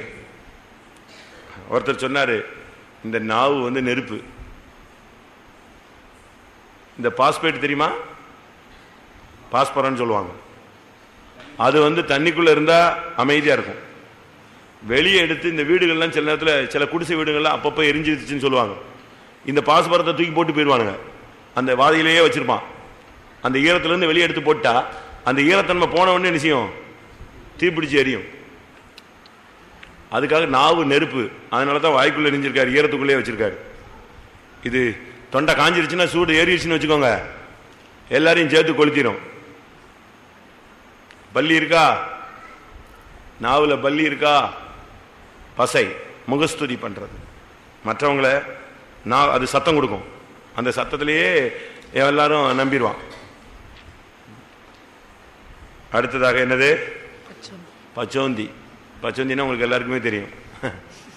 ஏன்னா நம்மளே பாதி பேர் இப்படி தான் ஆக்ட் பண்ணிட்டாலேரும். இங்கே வரும்போது அப்படியே விசுவாசி, வெளியே போன உடனே யாரு உடனே ட்ரெஸ் மாறிடுது, பேச்சு மாறிடுது, ஸ்டைல் மாறிடுது. நம்ம ஆளுங்களை கண்டுபிடிக்கணும்னா எங்கே போய் பார்க்கணும் தெரியுமா? கல்யாண வீட்டு ரிசப்ஷனுக்கு போகணும். கல்யாணத்துக்கு போகக்கூடாது, கல்யாண வீட்டில் ரிசப்ஷனுக்கு போகணும். பாதி விசுவாசி இங்கே வரமாட்டான் கல்யாணத்துக்கு. அவன் எங்கே வருவான்? அங்கே வருவான். அங்கே போய் பார்த்தா தான் இவனுடைய ஒரிஜினாலிட்டி தெரியும். எப்படி வருவான்? ஆல்சுமா அப்படியே மிதந்துட்டு வருவாங்க பாருங்க. கலரு நம்மளால இங்கேயே கலர் தான் போட்டு வரான். 190 பேர் சேசை சர்ச் மாதிரி தானே இருக்கு. இப்போ ஒயிட் அண்ட் ஒயிட்ல யார் வரா? இப்பமாவது நீங்க தீர்மானம் எடுத்துக்கோங்க, புது வருஷத்துக்கு நான் ஒயிட் அண்ட் ஒயிட் எடுப்பேன். அப்படி ஒரு தீர்மானம் எடுத்துக்கோங்க. ட்ரெஸ் எடுக்கிறதுக்கு முன்னாலேயே எடுத்துட்டீங்கன்னா அடுத்த ட்ரெஸ் எடுக்கும்போது எப்படி எடுக்கணும்? ஒயிட் அண்ட் ஒயிட் எடுப்பேன். அடுத்த பிரதிஷ்டை எவ்ரி சண்டே நான் கட்டாயம் ஒயிட் அண்ட் ஒயிட் உடுத்துவேன். அதில் ஒரு நாள் கொஞ்ச நாள் நீடிச்சிட்டியா, அடுத்து நான் பைபிள் ஸ்டடிக்கு ஒயிட் அண்ட் ஒயிட் போடுவேன். அது ஒரு மாதம் தரிச்சு காத்திரு போட்டதுக்கு நான் ஒயிட் அண்ட் ஒயிட் போடுவேன். அதுக்கு அடுத்து உபவாச ஜெபத்துக்கும் ஒயிட் அண்ட் ஒயிட். இப்படியே நீ வந்து ஒரு வருஷத்துக்குள்ள பியூர் ஒயிட் அண்ட் ஒயிட்ல வந்துடுவேன். நான் சொல்றது கரெக்ட் தானே? செத்தா அன்னைக்கு மட்டும் நாங்க ஒயிட் அண்ட் ஒயிட் போட்டு தானே அடக்கம் பண்றோம். கரெக்டா? நான் சொல்றது கரெக்டா? என்ன கலர்ஃபுல்லா சுத்தின ஆளா இருந்தாலும் செத்துட்டா எங்க கண்ட்ரோல்ல அடக்கம் வந்துச்சுன்னா நாங்க என்னதான் பண்றோம்? நீங்களும் மற்ற மார்க்கத்திலும் என்னதான் பண்றான்? ஒயிட் அண்ட் ஒயிட் போட்டுறான் சபைகள், எல்லா சபையிலையும். அப்ப செத்த அன்னைக்கு போடுறது இல்ல, உயிரோடு இருக்கும்போதே போடு. என்ன யாருக்காவது இல்லைன்னா பரவாயில்ல, இருக்கிறவங்களே சொல்றேன், நீங்க இப்பவுமே பிரதிஷ்டை பண்ணணும். ஜெயங்கொள்ளுகிறவன் எவனோ அவனுக்கு நான் என்ன செய்வேன்? வெண்வஸ்திரம் கொடுப்பேன். அப்ப ஜெயிக்கிற ஒரு ஜீவியம் இருந்துச்சுன்னா நீ ஆட்டோமேட்டிக்கா ஒயிட் அண்ட் ஒயிட்ல வந்துருவ. அதான் அதனுடைய அடையாளம். சரி, பச்சோந்தினா இலையில வரும்போது எப்படி வந்துடும்? மஞ்சள் ஆயிடும். மரத்தில் வரும்போது எப்படி ஆயிடும்?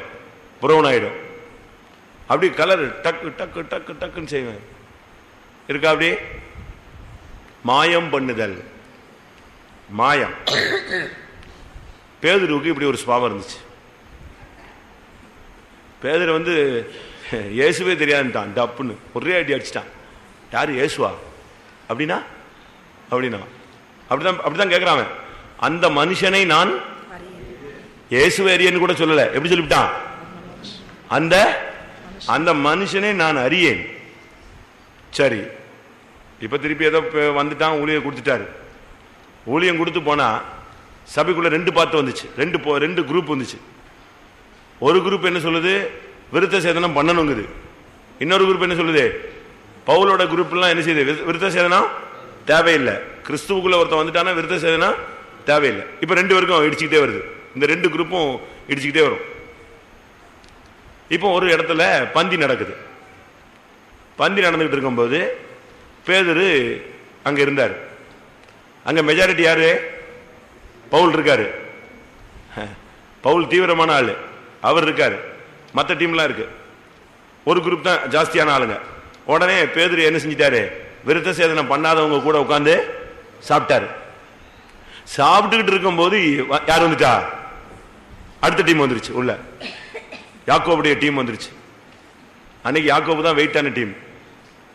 யாக்கோவுடைய டீம் உள்ள வந்துச்சு. உள்ள வந்த உடனே பேதுருக்கு கையும் ஓடல, காலும் ஓடலை. என்னடா பண்றது, இவன் வந்துட்டானே, இந்த குரூப் வந்துச்சேன்னு சொல்லிட்டு பிளேட் அப்படியே தூக்கிட்டு எங்க போயிட்டாரு?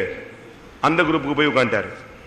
நான் சொல்றது நடைமுறைக்காக சொல்றேன், உண்மைதான், பொய்யே கிடையாது. கலாத்தியர் 2ஆம் அதிகாரம் 11, 12, 13. மேலும் பேதுரு அந்தியோகியாவுக்கு வந்தபோது அவன் மேல் குற்றம் சுமந்ததினால் நான் முகமுகமாய் அவனோடு எதிர்த்தேன். எப்படியெனில் யாக்கோபினிடத்திலிருந்து சிலர் வருகிறதற்கு முன்னே அவன் புறஜாதியாருடனே சாப்பிட்டான். அவர்கள் வந்தபோதோ விருத்த சேதனம் உள்ளவர்களுக்கு பயந்து விலகி பிரிந்தான். மற்ற யூதரும் அவனுடனே கூட மாயம் பண்ணினார்கள். அவர்களுடைய மாயத்தினாலே பர்னபாவும் இழுப்புண்டான். பாருங்க, ஆளு குரூப் மாறிட்டான், கட்சி மாறிட்டான். பவுல் சொன்னா இது விளங்காது, இது சரி கிடையாது, இது தப்பு. நீ எப்படி மாயம் பண்ணலாம்? இவ்வளவு நேரம் உட்காந்து சாப்பிட்டீங்களா, இப்ப எதுக்கு அங்க போற, உட்காருங்கன்னு சொன்னான். மாயம் பண்ணாத. கிறிஸ்துவுக்குள்ள வந்துட்ட பிறகு நீ பச்சோந்தி வேலை என்ன செய்யாத, பண்ணாத.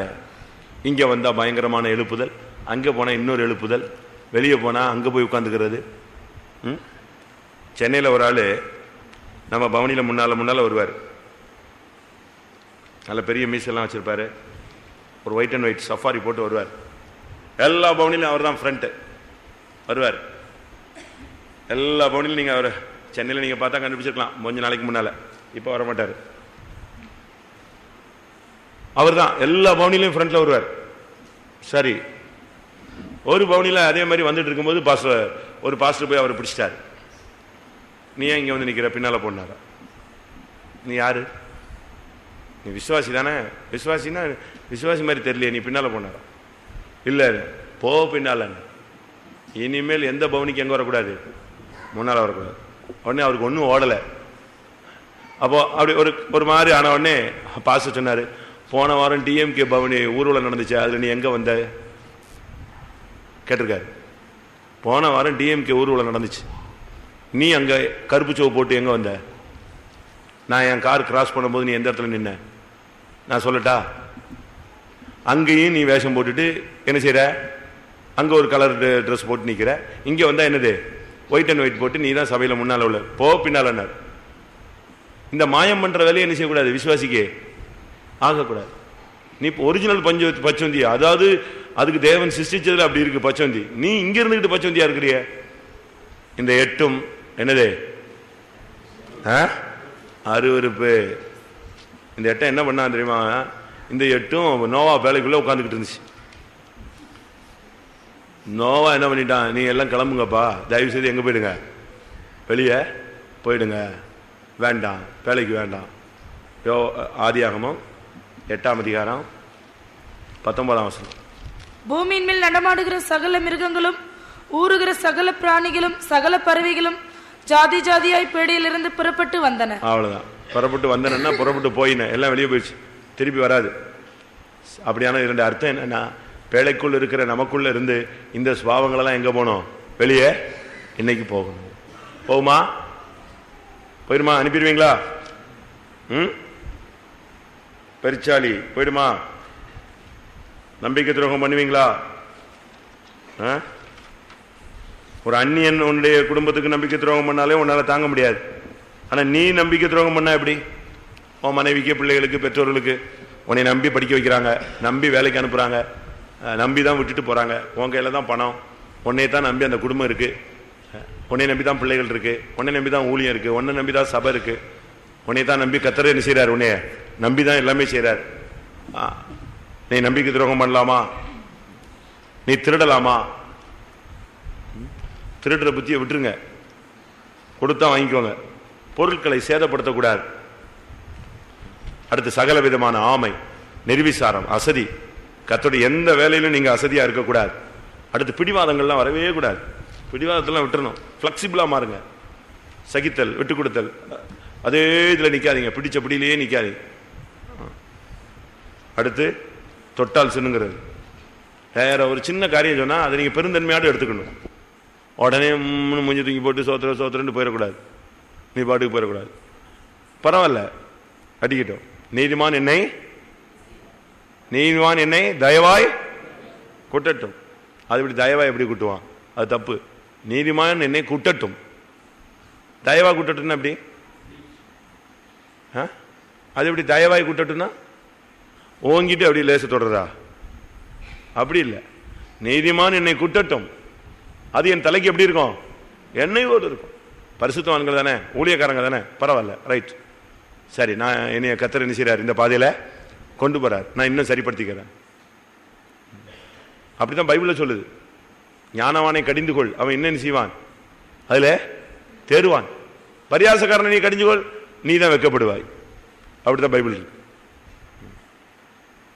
அடுத்து பாரத்தை சுமக்காதீங்க, உலக கவலையில. உங்களுடைய கவலைகள் எல்லாம் யார் மேல வைங்க?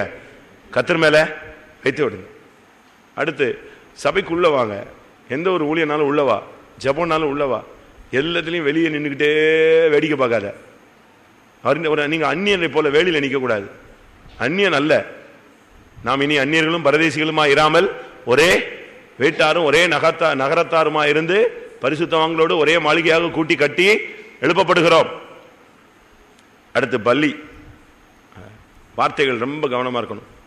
பசை, மற்றவங்களை ஏமாத்துற மாதிரி, வஞ்சிக்கிற மாதிரி, மற்றவங்களை பாக்கெட் பண்ற மாதிரி, கவர்ச்சியாக இழுக்கிற மாதிரி சத்தம் கொடுக்கறது, பேசுறது, கொஞ்சிறது, கெஞ்சுறது, இதெல்லாம் விளங்கவே விளங்காது.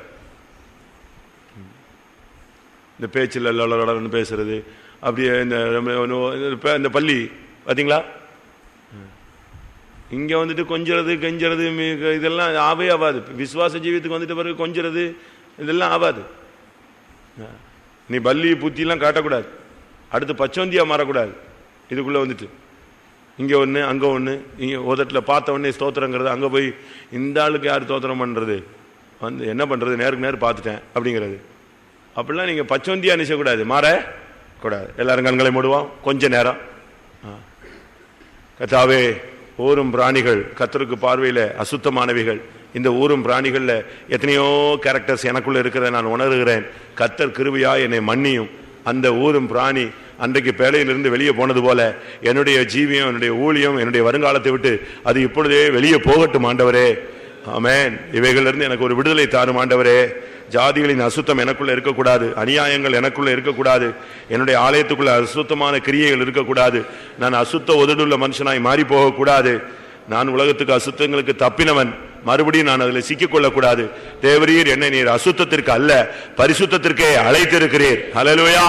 எல்லாரும் கொஞ்ச நேரம் கண்களை மூடி முழங்கால் போடுவோம். ஒரு 10 நிமிஷம் ஆண்டவருடைய சன்னிதானத்துல இந்த 8 காரியத்தை வைப்போம். இந்த 8 காரியங்கள்ல என்னென்ன காரியங்கள் நம்ம அறியாமலே நமக்குள்ள இடம் கொடுத்திருக்கிறோமோ கர்த்தர் கிருபையாய் அதை மன்னித்து அதிலிருந்து நமக்கு விடுதலையும் ஜெயத்தையும் பரிசுத்தத்தையும் தரும்படியாக ஆண்டவரே, இந்த அசுத்தமான தன்மைகள் என்னுடைய வாழ்க்கையை விட்டு வெளியே போகும்படியாய் நீர் எனக்கு உதவி செய்யும் ஆண்டவரே. நான் இவைகளை பலிபீடத்தில் வைக்கிறேன், சுட்டரித்து போடும் ஆண்டவரே. எல்லாரும் வாயை திறந்து கேட்போம். ஆமென். தேவன் நம்மை பரிசுத்தத்துக்கு அழைத்தார். ஆனால் நமக்குள்ளேயோ எவ்வளவோ அசுத்தங்கள் மறைந்திருக்கிறதை வேத வசனத்தின் வெளிச்சத்தில் நாம் உணர்ந்தோம். அப்படி உணர்த்தப்பட்டவர்கள் யாராவது தேவனுடைய சன்னிதானத்தில் ஒப்புரவாகிக் கொள்ள விரும்பினால் எழும்பி அறிக்கையிடலாம். ஆமென். இந்த நேரத்தை நாம் பயன்படுத்திக் கொள்ள வேண்டியது நம்முடைய கடமை. ஊரும் பிராணிகள் தேவனுக்கு சில காரியங்கள் அசுத்தமானவைகளாக இருந்தது. பெருச்சாலி, எலி, அழுங்கு, பலவிதமான ஆமை, உடும்பு, ஓணான், பல்லி, பச்சோந்தி. உன்னுடைய சரீரமாகிய ஆலயத்தை, பரிசுத்தமான ஜீவியத்தை, ஊழியத்தை இந்த சுவாவங்கள் கெடுத்துக் கொண்டிருக்கிறது. கர்த்தர் அதை கண்டு அதிலிருந்து விடுதலை பெற உனக்கு உதவி செய்ய வந்திருக்கிறார். எழும்பி அறிக்கையிடும் பொழுது அந்த தன்மைகள் நம்மை விட்டு விலகலாம். தியாராபாலா தீராபாலா தீராபானா. குழி தோண்டுவது, நம்பிக்கை துரோகங்கள், திருடுவது, சேதப்படுத்துவது, நிர்விசாரம், அசதி, தாமதம், கடிந்து கொள்ளுதலை ஏற்றுக்கொள்ள முடியாதது, உலக கவலைகளை சுமப்பது. ஷரபாலா கதிரிபி கரபாலா தீரா தீரா தீரா. யாரா இருந்தாலும் எழும்பி அறிக்கையிட்டு கொண்டுங்க. உங்களுடைய மனசாட்சி செத்த கிரியைகளை நீங்க சுத்திகரிக்க நீங்க ஒப்பு கொடுங்க. ஊழியங்களில் வேலியில நிற்காத, சபைக்குள்ள வேலியில நிற்காத, கர்த்தருடைய காரியங்களில் ஒதுங்கி நிற்காத. உள்ளவா. உன் சத்தம் மற்றவர்களை டிஸ்டர்ப் பண்ணி மற்றவர்களுக்கு கேடாய் மாறி உன்னுடைய வார்த்தைகளில் மற்றவர்களை இழுத்து கீழே போடாத. பிடிவாதம் பிடிக்காத, இரட்டை வேடம் போடாத. சீக்கிரம் டைம் இல்லை, நமக்கு அடுத்த அபிஷேகத்துக்குள்ள போகணும். எனக்குள்ள இப்படிப்பட்ட சுவாவங்கள் இருந்ததே கர்த்தாவே, நான் சில காரியங்களை நம்பிக்கை துரோகம் பண்ணிவிட்டேனே கர்த்தாவே, சில காரியங்களை நான் சேதப்படுத்தி விட்டேனே கர்த்தாவே, சில காரியங்களை நான் பிடிவாதமா இருந்திருக்கிறேனே கர்த்தாவே, ஒண்ணுமில்லாத காரியத்துக்கு நான் பிடிவாதக்காரனாய் மாறிவிட்டேனே, நான் இரட்டை வேடம் போட்டுட்டேனே சுவாமி, என்னுடைய வார்த்தைகளில் மற்றவங்களை நான் கீழ்படுத்தி விட்டேனே சுவாமி. ஓ ரிபி கரபாலா ஷரபானியா. கர்த்தருடைய காரியங்களில் நான் உள்ளுக்குள்ள வராமல் நான் ஒதுங்கி நின்னேனே சுவாமி. இந்த 8 ஆவியும் போனால் கர்த்தர் 8 வித நன்மைகளை தருவார். இந்த 8 தன்மையில வெளியே போகும்போது அந்த 8 இடம் எம்டி ஆகுது. இந்த பெருச்சாலி இருந்த இடம், எலி இருந்த இடம், இந்த அழுங்கு இருந்த இடம், ஆமை இருந்த இடம், இந்த உடும்பு இருந்த இடம், ஓணான், பல்லி, பச்சோந்தி, இந்த 8 இருந்த இடங்கள் வெளியாகும் போது எம்டி உண்டாகும். அந்த 8 இடத்தையும் ஆவியின் கனிகளால் நீ நிரப்பலாம். அன்பு, சாந்தம், தயவு, நற்குணம், விசுவாசம், இச்சையடக்கம், சமாதானம், சந்தோஷம், இவைகளால் உன்னை நீ நிரப்பிக் கொள்ள முடியும். இந்த 8 இருக்க வரைக்கும் அது உள்ள வராது, தங்க முடியாது. அது மிருகம் அல்ல, அது கனிகள். இது அவ்வளவு மிருகம், சேதப்படுத்தக்கூடிய சக்திகள், நஷ்டப்படுத்தக்கூடிய சுபாவங்கள். இந்த கனி உள்ள வந்தா அதை அழிச்சிரும். அதனால அதை அழிச்சிட்டு இந்த கனியை உள்ள கொண்டு வாங்க. இன்னைக்கு இது பேலையை விட்டு, சபையை விட்டு, உன்னையை விட்டு, என்னை விட்டு இந்த ஆவிகள் எல்லாம் வெளியே போகட்டும். அறிக்கையிட்டு உட்கார்ந்தால் இந்த ஆவி வெளியே போய் கொண்டிருக்கிறதை நீங்கள் உணரலாம்.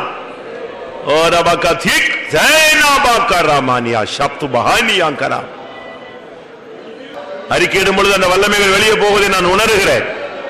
எத்தனை பேர் ஆவியில உணர்கிறீர்கள்?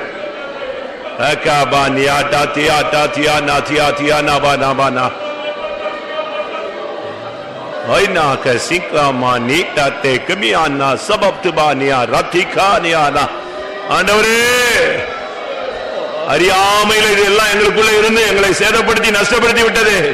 இன்னைக்கு வேத வசனத்தின் வெளிச்சத்தில் உணர்ந்தோம், மன்னியும், அறிக்கையிட்டோம், மன்னியும். ஓ ரபா கத்திரா பலா கத்திரா பலா கத்திரா பலா கத்திரா. ஆமா, இந்த 8 தன்மை எனக்குள்ள இருந்தது அப்படி என்பதை நான் உணர்ந்தேன், உணர்கிறேன். அப்படி சொல்றவங்க கை வைத்து பார்க்கலாம்.